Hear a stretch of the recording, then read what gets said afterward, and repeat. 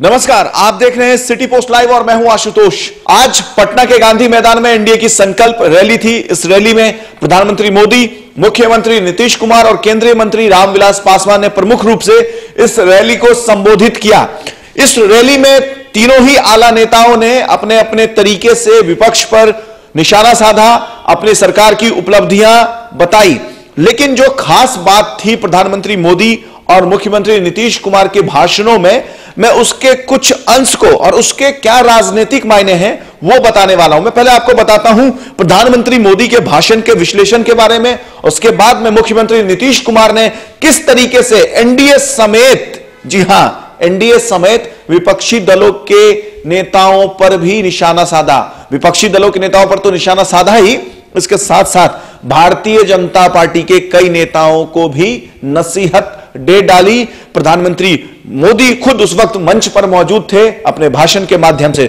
तो सबसे पहले प्रधानमंत्री मोदी की जो उनकी भाषण में जो प्रमुख बातें थी वो स्पष्ट रूप से यह था कि उन्होंने जो एयर स्ट्राइक हुआ उसके बाद जिस तरीके से ममता बनर्जी हो या जीतन राम मांझी की पार्टी हम पार्टी हो या तमाम और दूसरे जो विपक्षी दल हैं, जो फोटो सार्वजनिक करने की मांग कर रहे हैं, एक तरीके से भारतीय जनता पार्टी का आरोप है कि सबूत मांग रहे हैं एयर स्ट्राइक का, उन पर निशाना साधा। उन्होंने कहा कि विरोधी की भाषा से पाकिस्तानियों को खुशी मिलती है। इसके साथ साथ विपक्ष पर उन्होंने आरोप लगाया कि विपक्ष को अपनी सेना और अपनी सुरक्षा बलों पर विश्वास नहीं है। साथ साथ उन्होंने तमाम परियोजनाओं को भी गिनवाया जो बिहार को उन्होंने, उनका दावा है कि उन्होंने वो सारी परियोजना बिहार के विकास के लिए किया, देश के विकास के लिए किया।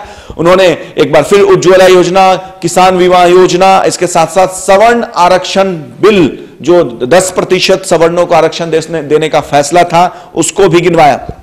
कमोबेश मुख्यमंत्री नीतीश कुमार का भी भाषण अपने परियोजनाओं पर, अपनी उपलब्धियों पर आधारित रहा, लेकिन भाषण का जो अंत का हिस्सा था वो कहीं ना कहीं भारतीय जनता पार्टी के नेताओं को भी चुभने वाली थी। हालांकि मुख्यमंत्री नीतीश कुमार ने आतंकवादी घटनाओं पर, आतंकियों के खिलाफ जो भारत सरकार का एक्शन है, मोदी सरकार का, उसका समर्थन किया। उन्होंने प्रधानमंत्री मोदी की तारीफ की, लेकिन उन्होंने भारतीय जनता पार्टी के उन नेताओं को जो कि सांप्रदायिक बयान देते रहते हैं, उनको एक तरीके से अप्रत्यक्ष रूप से प्रधानमंत्री की उपस्थिति में संकेत दे दिया, इशारा दे दिया और उनको स्पष्ट रूप से, अप्रत्यक्ष रूप से चेताया कि वो सांप्रदायिक भाषण ना दे। आपको पता ही होगा कि किस तरीके से, चाहे वो अश्विनी चौबे हो या गिरिराज सिंह हो, किस तरीके से उनके विवादित बयान से आए दिन बिहार समेत देश की राजनीति में भूचाल आती रहती है। लगातार उनके बयान पर विपक्ष हमलावर रहती है।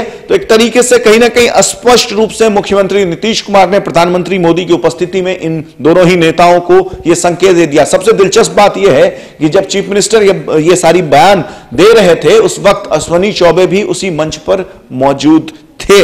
इसके साथ साथ उन्होंने तेजस्वी यादव के साथ साथ लालू यादव एवं उनके पूरे परिवार पर भी बिना नाम लिए निशाना साधा। उन्होंने कहा कि सत्ता मिलती है सेवा के लिए, लेकिन कुछ लोग इसको मेवा समझ के, इसके भोग करने के, भोग विलास के चक्कर में लग जाते हैं। तो स्पष्ट रूप से उनका ये संकेत था, उनका ये हमला था बिना नाम लिए लालू परिवार पर। इसके साथ साथ 7 निश्चय, महात्मा गांधी के 7 निश्चय, 7 संकल्पों के माध्यम से उन्होंने भारतीय जनता पार्टी के उन सांप्रदायिक बयान देने वाले नेताओं को भी स्पष्ट रूप से यह संकेत दिया कि वो इस तरीके की बयानबाजी से काम नहीं चलेगा। तो जाहिर सी बात है कि अब बिहार की जो ये राजनीति है, संकल्प रैली के बाद जो ये राजनीति हुई है, बयानबाजी का लगातार दौर चालू है। लालू प्रसाद यादव ने भी ट्वीट करके निशाना साधा है, बिहार के नेता प्रतिपक्ष तेजस्वी यादव ने भी निशाना साधा है, और अब बयानों का एक नया दौर चलेगा। बिहार की राजनीति में अब एक नया भूचाल देखने को मिलेगा, आरोप प्रत्यारोप,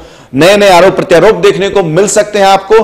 वहीं अगर बात करें भीड़ की, कि चूंकि किसी भी रैली को सफल बनाने का जो पैमाना होता है वो संख्या बल होता है, तो कमोबेश जो गांधी मैदान की स्थिति थी, जो संख्या बल था, उसको देखकर यह कह सकते हैं कि यह रैली अगर सफल नहीं थी तो फ्लॉप भी इस रैली को नहीं कहा जा सकता था। चूंकि जाहिर सी बात है कि पूरे ताकत से तीनों ही दल, जो एनडीए के तीनों ही घटक दल हैं, वो ये इस रैली को सफल बनाने में जुटे थे, तो उसका असर कहीं ना कहीं गांधी मैदान के संख्या बल को देखकर यह लग सकता था कि हां, ये रैली असफल नहीं कहा जा सकता इस रैली को। आगे और भी इस संदर्भ में कोई भी लेटेस्ट अपडेट आएगा तो हम सबसे पहले आप तक पहुंचाएंगे। तब तक के लिए आप देखते रहिए, पढ़ते रहिए सिटी पोस्ट लाइव, और अगर आपने हमारे चैनल को सब्सक्राइब नहीं किया है तो हमारे चैनल को सब्सक्राइब अवश्य करें। नमस्कार।